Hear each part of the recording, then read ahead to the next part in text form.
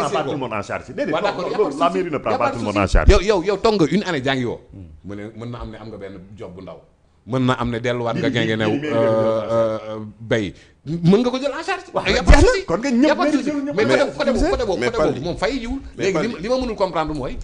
nga ne moment bi nga jàngul yow da nga am ay charge yu jàng bi. oui parce que chambre bi charge yu jàng bi la. waaw jàngi woo kay delloo c'est un contrat de location en bonne et due bon forme. mais les contrats léegi jàngi woo ni nga ko waxee. jàngi woo ki jël bon si man li ma comprendre peut-être pas li muy wax mooy xëy na yow da ngay toog di xaar xamoo kañ la sa résultat di génn chambre bi doo jël risque di ko delloo. loolu ñi koy def ci espace bi ñun xool moo tax ma ne la espace universitaire bi xamante nañ da ngay jóge gén gi new xam nga pal di boo xamante ne am na kër jëppal nga dem fa bu boobaa mën nga toog Dakar di xaar sa orientation. mais lu tax nga jël néeg kon. mais kenn jëlu jiwul nekk HLM laa la wax kenn jëlu jiwul nekk Almadi. non. wala moment bi ngay xaar yow da nga xam ne am na job boo xamante ne mën na la jëlal charge bii nii mais moment bi nga xamante ne yow jàngoo defoo dara. bourse bi lu muy jëriñ. mais il faut tëjee déedéet jàng mooy lan parce que léegi yow bi nga wax bourse yaa ngi naan soo yoree xaalis. am nga loo jëndee ticket. mais mën na la ne man dafa am ay œuvres yu ma war a jënd dafa am ay livres yoo xam ne. waaw léegi amatuma loo jëndee ticket donc pourquoi nga bëgg ne. waruñ def GST parce que jot nañ seen 40 lan moo tax buñ lay rappel en début d'année ñu ciy boole trousseau. waaw non doucement rek mais dama ne mën na jëndee 40 000 yooyu daan mën na jënd 2 livres mu jeex. déedéet dafa nank moo tax ma ne la bi ngay ñëw di dugg si jox nañ la 35000 boo xamante ne. bokkul ci mensualité donc selon toi c'est le médiateur responsable. yow loolu da nga ne amuñ ci benn responsabilité. quelle est la responsabilité j'ai posé une question. quelle est la responsabilité de l'État?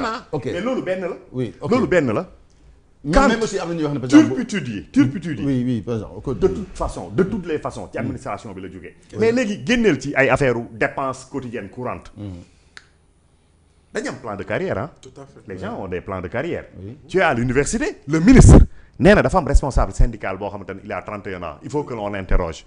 dëgg la. parce que 2016 ba léegi mu ngi université. oui moom dafa jàpp ni waratul nekk responsable. parce que dafay ñi nekk en doctorat 10 ans te soutenir wuñ nag. waaw lan moo ko tere. mi ngi noonu mais léegi il y a plus grave. il y a plus grave. lu ko tere. non. mais si baal ñu yeggali. munoo nekk cycle doctoral nekk responsable syndical. déedéet non bokkul. loolu bokkatoo sax ci mouvement yi. soo nekkee foofu bokkatoo. yow tu parles de responsable syndical xamal ne kooku au plus. oui mi ngi master. oui dëgg la non après da ngay génn. Paldi ñun bañ nekkee étudiant. xamoon nañ lal basang. lal basang à partir de licence. oui c'est jamono. oui suñu jamono. mais nii loolu amatul waa léegi ñun suñu. xam nga même loolu yëpp il faut l'interroger. loolu il faut savoir loolu ministre bi souligné loolu. lu dara taxaw la. c'est-à-dire 10 ans nga def ko. 10 ans nga waaw. université waaw kon nekk seen di nekk responsable waaw quand même. waaw bu ñu la falee nag. mais nan le délégué ne s'est pas élu. question de démocratie la wala c'est une question de démocratie aussi. non lan moo ko teg université ba léegi ba pare. waaw mais lu muy papa li dégloo s'il vous plaît. c'est-à-dire li ma comprendre. loolu c'est des questions annexes yoo xam ne mën na ci ñëw benn bu li ma nekk. comprendre mooy système LMD lañ nekk. licence maximum 4 ans. waaye. master maximum 3 ans donc 7 ans. waaw dire université maximum bu dee da nga master nga yor. et loolu c'est une organisation sénégalo-sénégalaise encore une fois. c'est-à-dire que maintenant amul aucune loi académique bu wax loolu. les gens ont le droit de renouveler 1000 fois te kon ne seen jàng. loolu c'est une organisation. pour appuyer ce que tu dis. xale yi mën nañ duggante par exemple au-delà de pour appuyer ce que tu dis. oui tu peux faire première année 2 fois. deuxième année 2 fois. muy 4 ans. troisième année 2 fois. ak année yi duggante. léegi nag licence boobu noonu tu peux le faire 6 ans. parce que ay crédit ngay valider boo ko valider wul doo avancer. non léegi maintenant léegi c'est la faute. problème bi mooy Fallou li ma doon jox gis nga loolu c'est-à-dire que Pape Moussa gis nga yooyu noonu. comme je dis c'est essayer de vouloir noyer le poisson. pas du tout c'est bien sûr. c'est un exemple illustratif de l'obligation de réformer. non l'obligation de réformer. l'obligation de réformer. loolu c'est une chose. mais bourse bi ngeen di réformer pour l'instant. réforme non en kañ. yëpp day impacté ci bourse bi. waaw non mais yéen vous êtes sur des questions fiduciaires. parce que quand je dis vous maa ngi lay tooj. l'État du Sénégal aujourd'hui est sur des questions fiduciaires. c'est-à-dire que l'impact financier de ces dépenses là moom lay gérer. par rapport ak gafagam. le Premier ministre le dit les autres le disent il y a la dette cachée problème donc il y a des tensions yow rek wax nga ko tension de trésorerie tension budgétaire nangam. donc yéen loolu mooy. il lawu réforme yi ngeen di def. parce que sinon mais Ousmane Sonko kan moo mës a dégg ci programme Ousmane Sonko pendant 10 ans mu wax réforme ay kii académique nekku ci musu ko wax.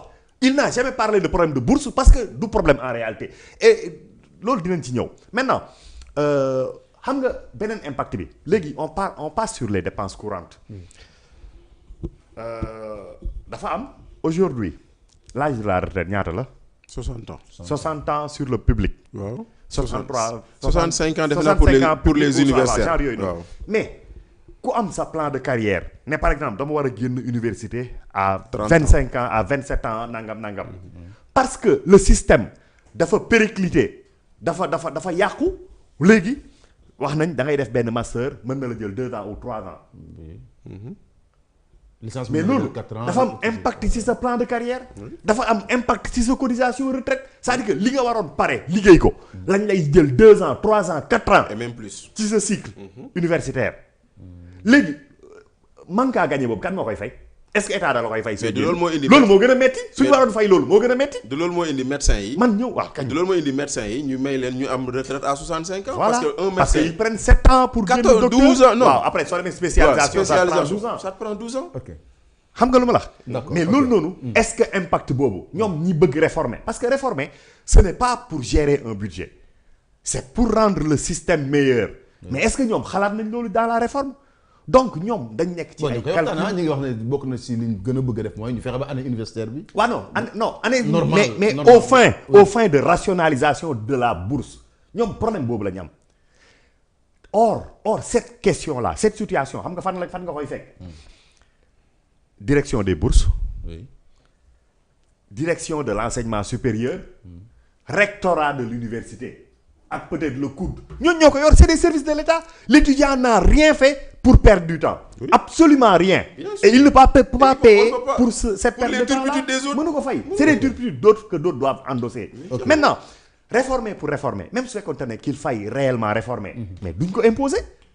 man ni waxtaan naa étudiants yi ñoo budee aussi parce que. déedéet parce que l'État li mu wax du ci yëngatu du ci bouger. le ministre l'a réaffirmé. c'est-à-dire que nekkatul discussion. oui. ñun on vient avec des solutions clés en main vous êtes obligés de les accepter loolu la gars yi d'accordul ba pare yow yaa ngi wax la loi ou xaw ma la théorie sur les droits acquis mais bor du droit acquis bu ñuy revenir lépp mën nañu wax c'est injuste mais bor li nga ma yoreel daaw bor la c'est fini abaana da nga ma koy fay rek ñu dem ci leneen. man nee nañ ko fay c'est que di ko fayee ni ñu koy fayee. waaw non mais après déedéet non moom moo defoon njëkk grève bi njëkk loolu moo ko indi woon. après ñu trouvé terrain d'entente bi ñu trouvé terrain d'entente respecté wuñ ñoom la nga xamante ne loolu la ñu wax. ok mais d'accord au-delà. oui xam nga nag ñun ñëpp cette question là. mënuñ ko génne. ci la gestion responsable des conflits également. management dafa am management de crise ils font du management public. man j'ai l'impression que cette crise là ñii ñoo ko créé c'est une crise artificielle entretenue ba mu jur li nga xamante ne moom la jur. dëgg non c'est mon sentiment. c'est mon sentiment. mais d'où est partie la crise. mais état defar crise artificielle ak li mu mën a jur à l'université quand même. ok lan moo tax tey état tey ñu ñëw def conférence de presse par exemple. sur la question universitaire est-ce que c'est une question nouvelle. Donc ils auraient pu prévenir peut-être. ils auraient pu prévenir et xoolal à partir d'aujourd'hui naka la ñuy gérer la question mais ay autre chose y a autre chose de plus important xoolal le camion de la police bi muy dugg si dans l'université est-ce que dañ nekkoon di xeex wala xeexuñ.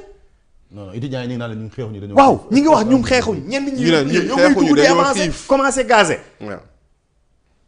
lan nga bëgg. donc que le ministre me dise que joxewuma ordre boobu wala préfet bi joxewul ordre boobu. police ñoom ñoo dugg noonu. peut-être on peut comprendre ñu seet lan ak lan moo ciy xew. ok mais en tout cas jusqu'à aujourd'hui dañuy jàpp ni les kilifa politiques. ñoom ñoo jël cette mesure-là de faire entrer après ñi ngi génne toute une théorie sur les franchises universitaires l'espace universitaire dara beesul. loolu Bamba Cissé wax na ko aussi. ma ne leeral na ko aussi. daaw jéeg amoon na grève ñoom ñu wax la police n'a rien à faire dans l'université. moo tax may la les situations n'ont pas changé. c'est les postures qui ont changé. waaw léegi nag jàngat bi ñu ciy jàng mooy. à tort ou à raison. à tort ou à raison notre État a une même manière de gérer les conflits et les crises. waaw loolu moom absolument rien n'a changé. Voilà. Ceux qui pensent que il y a une rupture en vue en cours prévue ils peuvent déchanter. Voilà. Absolument rien ne change. wax na ko man quand j'écoutais par bribes Ahmadou Bamba Cissé j'avais l'impression d'entendre Antoine Diome par les arguments. yi nga xamante ne moom la doon joxe renseignement on nous a dit mais renseignement wax nañu fi leneen. léegi nag aujourd'hui il nous dit que les cocktails Molotov arme la yoo xamante ne mën na rey nit. waaw te démb ne woon nañu du def dara. arme yu mën a rey nit. donc nañ dem seeti nag la loi d'amnistie li rey nit yi su dee dañ bëgg ak nit yi leer li rey nit yi mën na nekk leneen ak leneen nañ ko dem nañ dindi yooyu yëpp. ok Pa Moussa. voilà Fallou déjà non dafa nag. mais dama la bëggoon a dugalaale benn question. waaw mooy aujourd'hui parce que il nous faut aussi ñu jéem a trouver aussi lan mooy la solution parce que mënuñu fi nekk rek di wax lii mooy